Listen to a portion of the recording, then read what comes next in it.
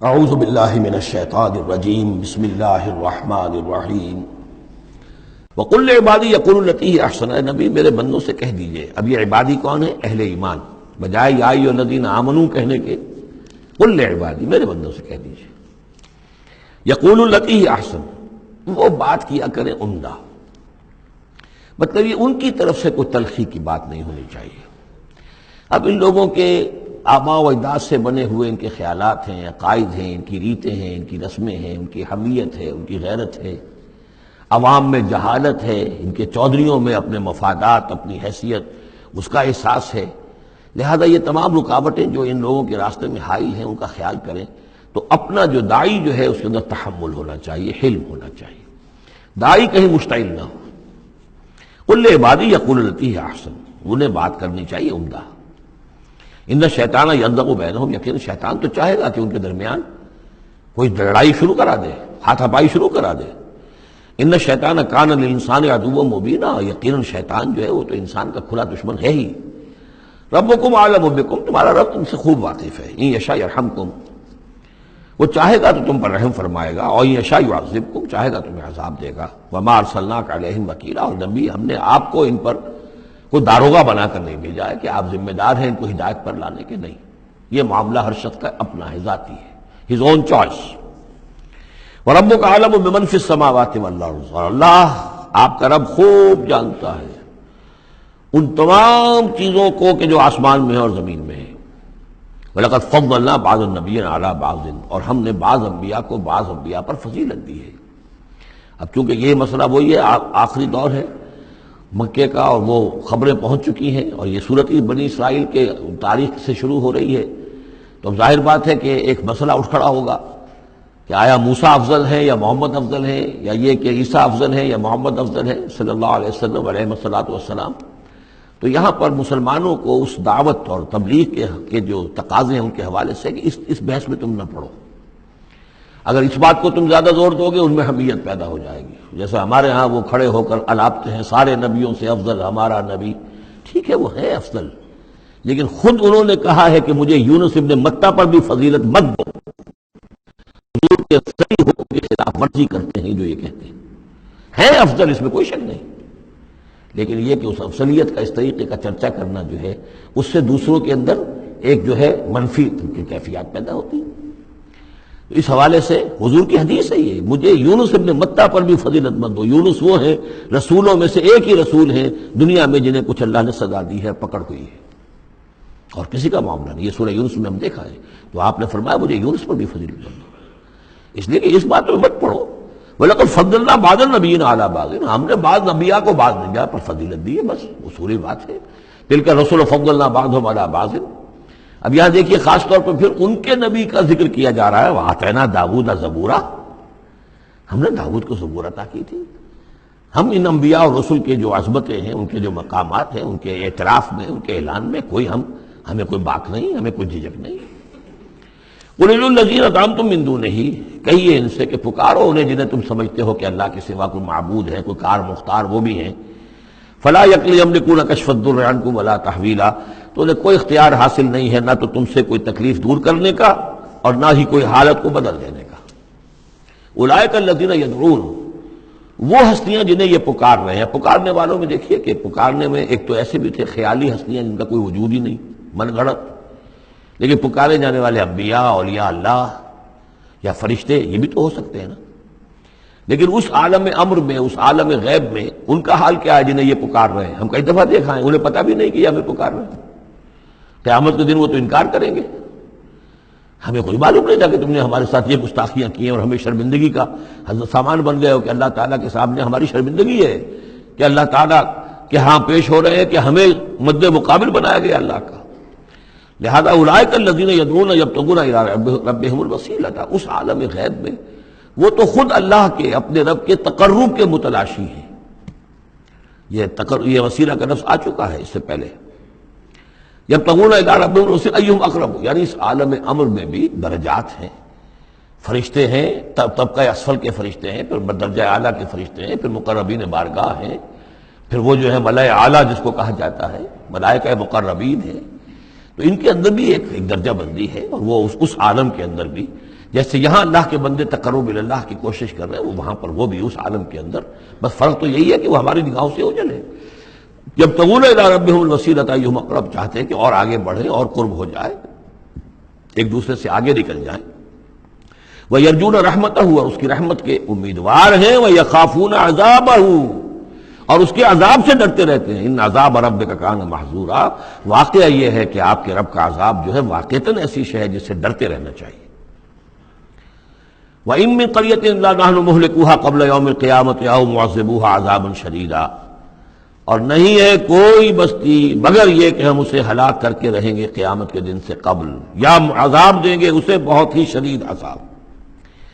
اس آیت کو جوڑ لیجئے گا، چونکہ یہ جوڑا ہے یہ سورت اور یہ سورہ کہف۔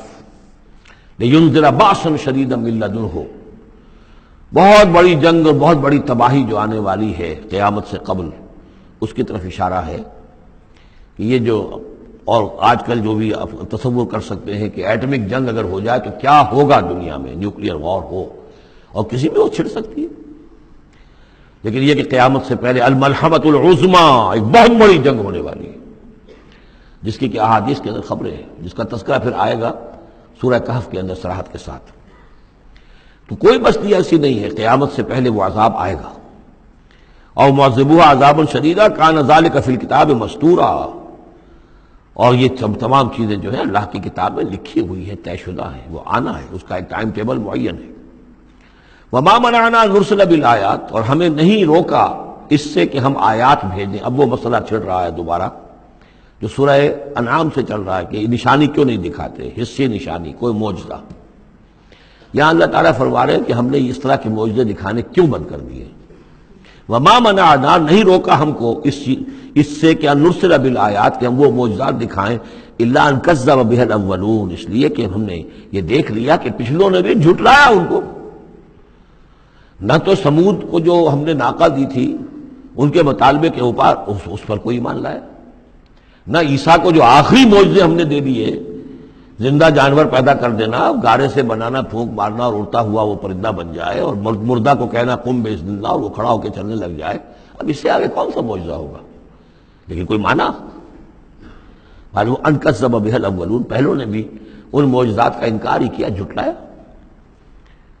وآتینا ثمود الناقۃ مبصرۃ، ہم نے سمود کو، قوم سمود کو، ان کی آنکھیں کھولنے کے لیے ہم نے اونٹنی والی نشانی دکھا دی، فظلموا بها، انہوں نے اس پر بھی ظلم کیا۔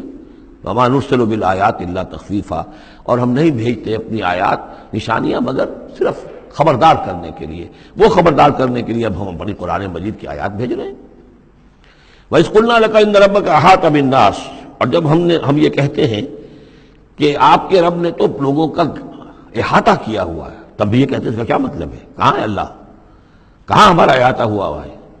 ظاہر بات ہے کہ یہ مسئلہ ہے جو سمجھیے فلسفے کے مشکل ترین مسائل میں سے ہے، حقیقت و ماہیت وجود۔ ایک اللہ کا وجود ہے، ہر جگہ ہے، ہر آن ہے، لیکن یہ کہ یہاں دنیا میں ہے کہ نہیں ہے، یہ دنیا ہے یا اللہ ہے، کیا ہے؟ اب یہ سمجھ میں آنے والی بات نہیں ہے۔ اسی لیے کچھ لوگوں نے اس کو ہماوست، سب قاضیہ کائنات جو ہے خدا ہی ہے، خدا ہی نے یہ روپ دھار لیا ہے، جیسے انسانوں کا روپ دھار لیتا ہے وہ اوتار کی شکل میں آ جاتا ہے، ایسے خدا نے اس کائنات کی شکل اختیار کر لی ہے۔ اس کو پینتھیزم کہتے ہیں انگریزی میں، ہماوست، سب خدا ہی ہے۔ یہ بہت بڑا کفر ہے، شرک ہے۔ تو کیسے سمجھیں؟ بہت سی چیزیں ہیں جو انسان کی سمجھ سے بالاتر ہیں۔ اللہ ہے کیسے ہے؟ کیا دنیا میں اللہ نہیں ہے تو اللہ کی ذات محدود ہو گئی؟ پوری یہ کائنات اس میں اللہ کا وجود ہی نہیں ہے تو اس کا مطلب یہ کہ اللہ تو پھر علیحدہ کہیں ایک محدود سی شخصیت ہو گئی جو کسی جگہ پر ہے، لیکن اللہ تو ایبسلیوٹ ایگزسٹنس ہے اس کی، کسی حدود اور قیود اور زمان و مکان اور سمت ان سے تو باورا ہے، وراء الورا ثم وراء الورا۔ وَمَا جَعَلْنَا الرُّؤْيَا الَّتِي أَرَيْنَاكَ إِلَّا فِتْنَةً لِلنَّاسِ، اسی طریقے سے اب یہ مسائل گنوائے جا رہے ہیں کہ جو لوگوں کے لیے بڑے، ان کا چونکہ ان کی طرف سے ان کا رد عمل جو ہے وہ صحیح نہیں ہوتا، لہذا اللہ تعالیٰ نے معجزے دکھانے بند کر دیے ہیں، اور حضور کے بارے میں طے کر لیا کہ وہ معجزہ نہیں دکھائیں گے جس طرح کا معجزہ یہ مانگ رہے ہیں۔ اسی طرح ہم نے جو آپ کو مشاہدہ کرایا جو شب معراج کا، وما جعلنا الرؤیا التي، رؤیا یہاں خواب کے معنی میں نہیں ہے، جیسے رؤیت بصری ہے، ہم دیکھ رہے ہیں، یہ بھی تو رؤیت ہی ہے، تو حضور کو باقاعدہ مشاہدہ کرایا، التي اریناک کا جو آپ کو دکھایا ہم نے، الا فتنۃ للناس، وہ بھی لوگوں کے لیے فتنہ بن گیا۔ لوگوں نے کہا کہ یہ تو معلوم ہوتا کہ اب بالکل ہی ان کا دماغ چل گیا ہے، معاذ اللہ ثم معاذ اللہ۔ بہت خوش ہوئے تھے مشرکین مکہ، بہت خوش ہوئے، چلو جی چلیے اب ہماری مشکل حل ہو گئی، اب تو ہم تمام مسلمانوں کو باور کروا لیں گے کہ آج تک تم نہیں مانتے تھے، واقعتاً محمد کا دماغ چل گیا ہے صلی اللہ علیہ وسلم۔ وہ کہہ رہے ہیں میں راتوں رات بیت المقدس بھی ہو کے آ گیا ہوں اور میں آسمانوں کی سیر کر کے آ گیا ہوں۔ اب یہ بات ناقابل قیاس، کیسے انسان سمجھے، گمان نہیں کر سکتا۔ آج تو پھر بھی آپ سوچ سکتے ہیں کہ آج تو آپ کے پاس وہ ذرائع ہیں کہ چاند پر بھی آپ پہنچ گئے ہیں، لیکن یہ کہ آج سے آپ 1400 برس پہلے کے انسان کے بارے میں سوچئے، اسے بیت المقدس جانے کے اندر بھی جو ہے 15 دن لگتے تھے، تو کیسے وہ گیا اور گئے بھی اور آ بھی گئے رات ہی رات کے اندر۔ بڑے خوش ہو کر آئے حضرت ابو بکر کے پاس، ابو بکر سنا تمہارے ساتھی کیا کہہ رہے ہیں؟ کہ کیا کہہ رہے ہیں؟ وہ کہہ رہے ہیں میں رات کو بیت المقدس ہو کر آ گیا ہوں۔ ایک دفعہ ایک لمحہ توقف کیا، کیا واقعی کہہ رہے ہیں؟ ہاں کہہ رہے ہیں، چلو ہم تمہیں ملوا دیتے ہیں، ان سے کہلوا دیتے ہیں، چلو صحیح، اگر وہ کہہ رہے ہیں تو ٹھیک کہہ رہے ہیں، بس ختم۔ اس دن سے صدیق کا رقم، وہ کہہ رہے ہیں تو ٹھیک کہہ رہے ہیں۔ اور فرمایا جب میں یہ مانتا ہوں کہ آسمان سے روز ان کے پاس فرشتہ آتا ہے، تو اگر وہ آسمان ہوا ہے تو کون سی بڑی بات ہو گئی؟ اگر اللہ کا فرشتہ آسمان سے روز آتا ہے ان کے پاس، تو وہ آسمان پر ہو کے آ گئے تو کون سی بڑی بات ہوئی؟ وہ اگر کہہ رہے تو سب کہہ رہے ہیں۔ مستند ہے ان کا فرمایا ہوا، وما جعلنا الرؤيا التي اريناك الا فتنة للناس، یہ بھی لوگوں کے لیے فتنہ بن گیا۔ وشجرة ملعونة فی القرآن، اسی طرح ایک مثال ہے قرآن مجید میں زقوم کے درخت کا ذکر آتا ہے کہ وہ درخت جو ہے وہ عین جہنم کے اس کے تہ کے اندر اس کی جڑ ہوگی، وہاں سے وہ درخت کیسا ہوگا؟ آگ کے اندر درخت، ہاؤ از اٹ پاسبل؟ اب یہ زقوم کا یہ بھی ان کے لیے ایک فتنہ بن گیا۔ اب یہ چیزیں نہیں جانتے کہ اس عالم کا کہ جو فزیکل لاز ہے وہ اور ہوں گے، مختلف ہوں گے، اس آگ کی نوعیت اور ہے، وہ آگ یہ نہیں ہے، وہ آگ جو ہے اس کی حیثیت ہی کچھ اور ہے۔ تو فرمایا والشجرۃ الملعونۃ فی القرآن، اور جس قرآن مجید میں جس ملعون شجر کا ذکر ہے، وَنُخَوِّفُهُمْ، کہ یہ ساری باتیں ہم انہیں بتاتے ہیں خبردار کرنے کے لیے، فما یزیدہم الا طغیانا کبیرا۔ اب یہ ان کی بدبختی ہے کہ ان تمام چیزوں سے ان کے اندر سرکشی ہی کے اندر اضافہ ہو رہا ہے، بڑھتے چلے جا رہے ہیں سرکشی میں۔ صدق اللہ العظیم۔